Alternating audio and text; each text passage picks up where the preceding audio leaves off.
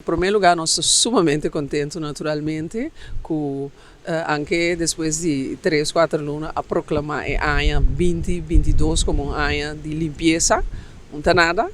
Em todo caso, a começar com algo. Então, o governo a instalar um grupo de trabalho, que o Curaçao Cleanup forma parte de. Nós estamos em 2 reuniões, para ser reconhecido quem turta dentro do grupo, com nós cooperação também está.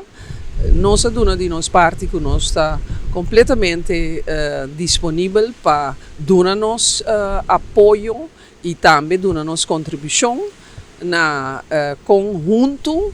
Nós também não fazemos Curaçao limpo só, mas manter Curaçao limpo. E tem nós em 2 reuniões, é bem bom, mas nós vamos seguir e Curaçao Cleanup está completo 10 anos aqui. Então nós temos 10 anos, simbolicamente, está tendo bem para ano, para limpar nossa isla. Para pouco a pouco nós conscientizar nossa comunidade que o Curaçao está sushi. E ano aqui que eu proclamar ano de limpeza, me quero saber ano passado, a comunidade mesmo começa a sentir o sushi está subindo na garganta. Então, o gente do bairro começa a ter um bairro limpo.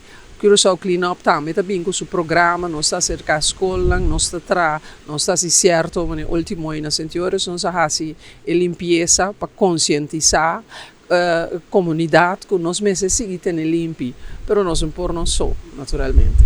Mas termine com mais regras, mas bem com certo lei que nós não temos nas mãos.